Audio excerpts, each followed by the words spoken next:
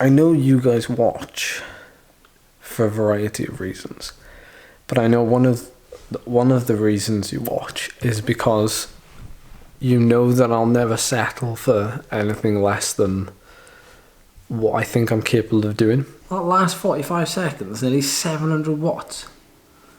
Nearly 11 watts. I can't even do 11 watts per kilo fresh.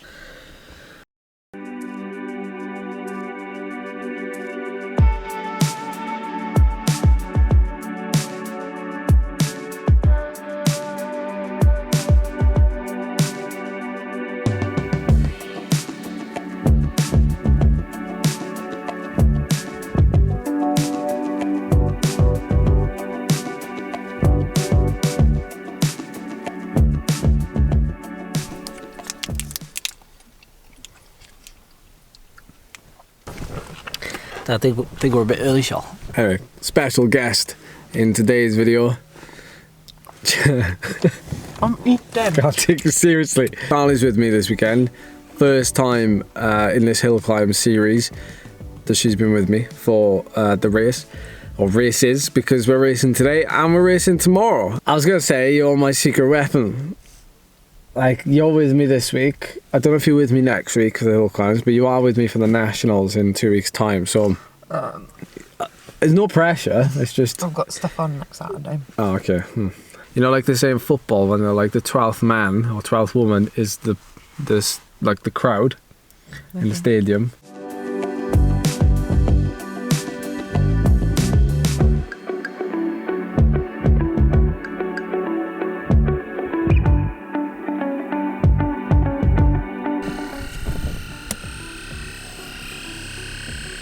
Drying up, which means I can still run race tyres as it goes, although there is a little bit wet further up under the trees.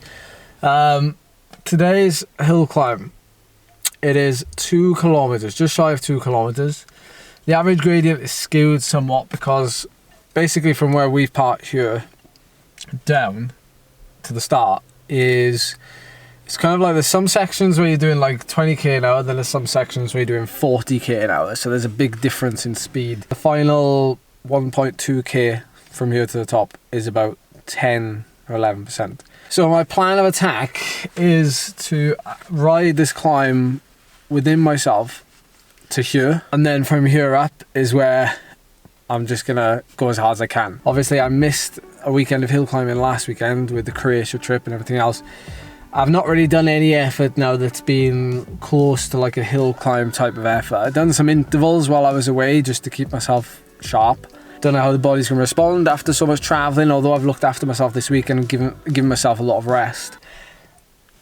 Time will tell. The usual suspects are here, the usual contenders for the nationals are here again. So, you know, it's another good marker to lay down to see where we are. But yeah, it should be a good one. Today and tomorrow they're both about 5 minutes, so it should be a good weekend of hill climbing practicing. What on earth is that? I guess my question was around the tyres, because you just mentioned about race tyres? Race tyres, yeah, because I don't change my tyres generally unless there's a hole in them. Usually I just rock up with race wheels with super soft race tyres on, and I just hope for the best. Well, to be honest, I never thought the weather would play that much of a part in it, but having seen what happened last year and seeing like what like Tom Bell did at the Nationals, for example, where he had a slightly heavier but slightly grippier and slightly more durable back tyre and back wheel to swap out if like the terrain was really steep and wet. It gave him that extra traction, and like you can play around with the tire pressures and everything else. So that's why I said I've got the ability now to choose. So if I was to ride, like I'll start my warm up there, if I was to ride up there and to do a bit of an effort, and I get out the saddle and I feel like, I'm not getting much traction on these race tires, which are Pirelli P0 TT, I think. I'm not sure. They're quite a few years old and they're only 23 mil, so they're quite narrow. A lot of people run like 25, 28, so like I might think that's like it's too sketchy. In terms of pacing, are you going to ramp it when you hit the steep bit, is that where you're going to start to like... In simple terms, yes. In complicated terms, say if I wanted to average 450 for the whole climb, because of the nature of this climb being steeper at the top than at the bottom, or at least steeper for the last, say it takes 5 minutes, say it's 3.5 minutes of the 5 minutes will be on this gradient, then I hope to produce more power on this section. So that's the detailed answer basically. So maybe that means we're looking at, say for a 450 average, we're looking at a 420 first minute and a half, and then like a 460, 470 for the last 3 minutes. That would give you a rough average of 450, very rough average, but that's how my mind works.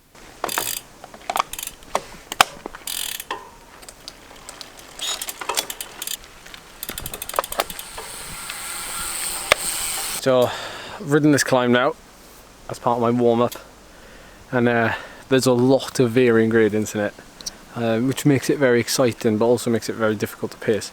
At least the steepest bit is at the top, so that makes it easy to like kill yourself. It's like really weird, like the first bit, it's so fast and then so slow, and so fast and so slow, so you're gonna walk further up on you, but yeah, it's gonna be a weird one, and the wind is very strong. It's a massive tailwind as well.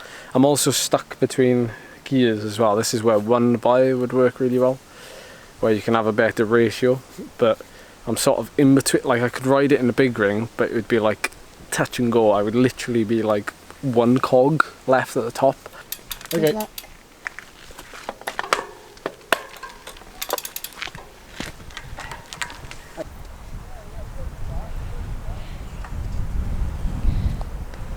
Here we go. It's him, is it? Yeah. Well done, Ed. Good lad, well done, Ed. Up, up. Come on. Keep at it.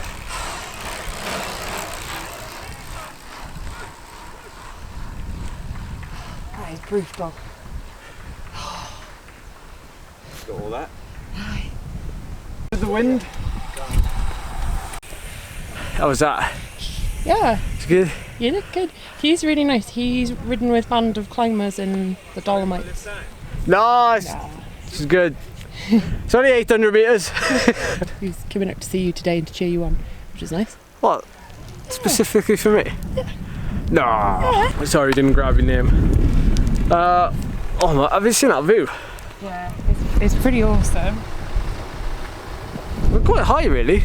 Well, Yeah, everything else is with flat. a big rucksack on. Everything around here is about sea level-ish, give or Yeah. take. But this is 300 metres, so we're a fair way up. But it's a stunning climb. But this last section, Brutal. no, it was awesome because like you had this tailwind pushing you. Look at the grass. The grass is just like. I got my hopes up a bit then. Did you? Because I thought Andy was my minute. I was his minute man, but it turned out to be like longer than that. So when I got to the top and I was counting the time, I was like, oh, I might have him here. And then there was no sign of him. I was like, oh, he couldn't have been the minute man. I thought something. He's got a mechanical. No, it's just me being optimistic, but. No, we walked on the road. So are you filming my massive sandwich? I have to feed you, Charles. Can't just leave you sat in a car without feeding you.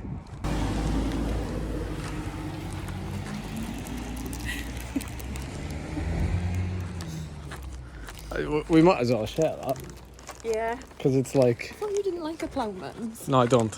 You can have it. I'll just have a glass of water.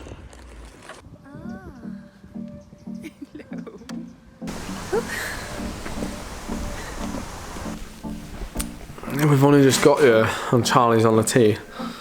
Look at that. Who needs men when you can have chocolate?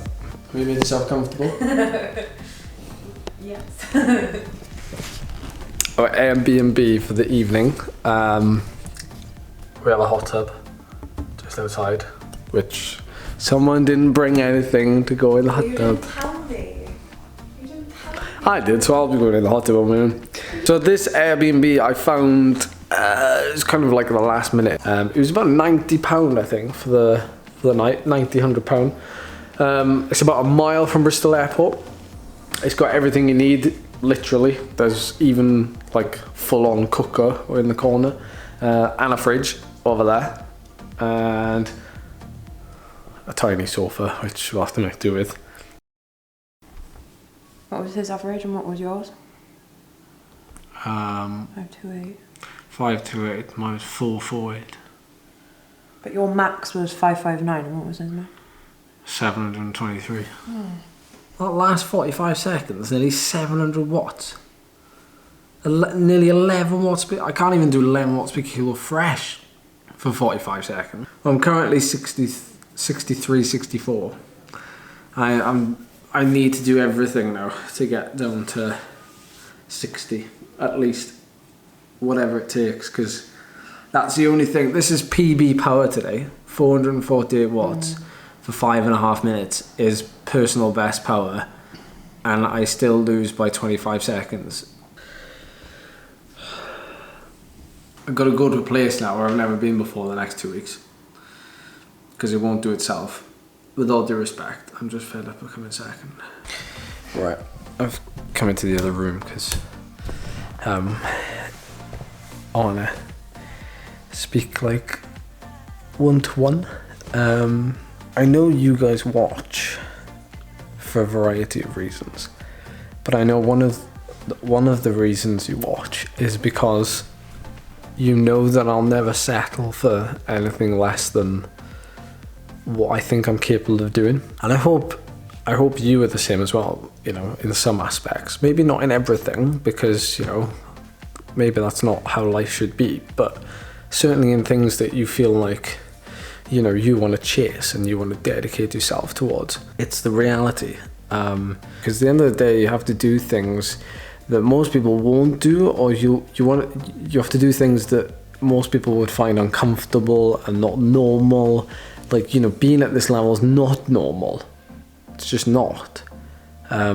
So some of the things I do, what I put myself through, it's not normal. You know, I don't want you thinking that, you know, what I'm doing is healthy or normal, like anything like that. Like, you've got to take it with a pinch of salt at this moment in time. The next 2 weeks are going to be crucial. I need to operate now the next 2 weeks at a level where you will probably think I'm completely losing my mind, and we need to close that gap on the competition. I'll tell you one thing though, I'm not going down without a fight. I'm not turning up to the national championships for second place. So we didn't go to a supermarket, we went to a community village shop and just got whatever we could. So it looks a bit beige. Yeah. which is your favourite word to describe anything that I eat, technically. Yeah. So we've got little spinach and ricotta tortellini, I think that's what it's called. But we do have little what is it? Bird's eye crispy chicken. I feel like a child. Yeah, it is literally a child's meal. We got edamame beans to have some greens with it, and we've also got some spicy chickpeas with cheese and sun-dried tomato, feta cheese. So we have got some colour to add to our plate. But so we had a bit of a heart-to-heart earlier, didn't we? You and me. And also I had a phone call with my almost 100-year-old grandfather, and he's amazing. He said to me on the phone, asked me how today went, as he always does, and just said that he can feel it in his bones that I'll win tomorrow.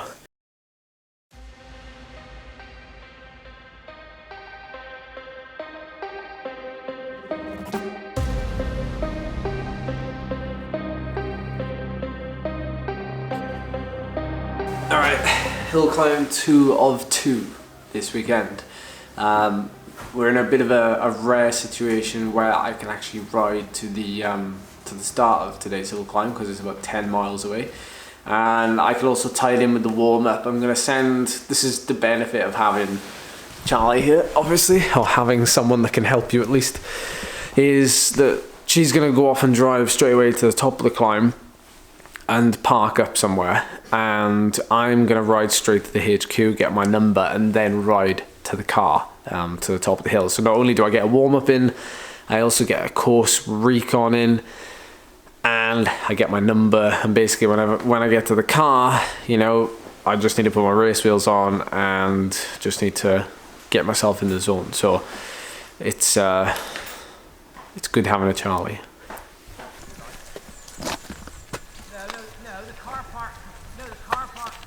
Ugh. Sweaty. Do you want me to put your number in?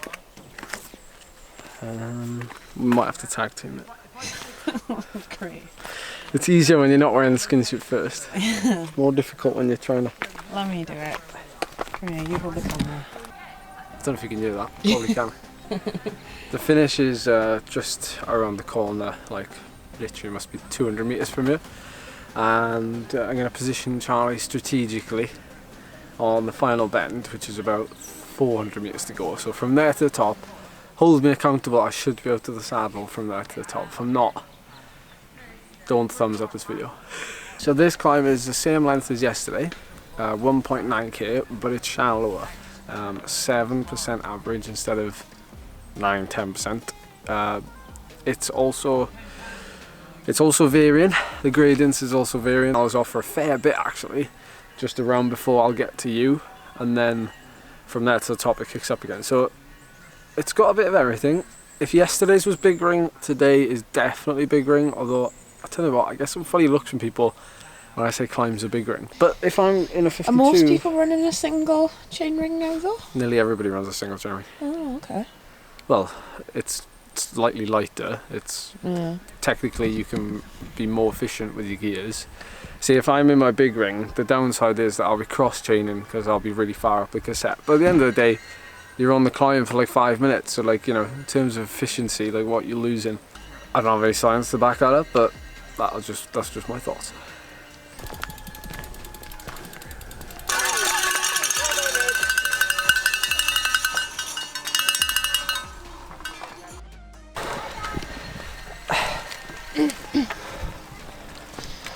Savage, or the effort doesn't catch up to you until after you finish.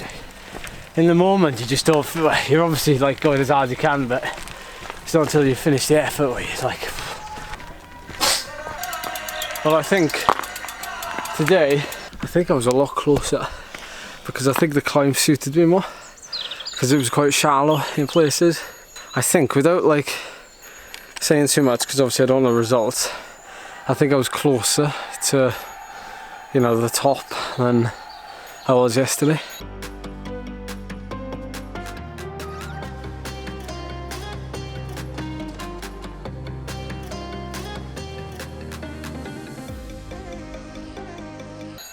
And power was exactly the same as yesterday, only today I did a massive positive split, whereas yesterday I did a negative split.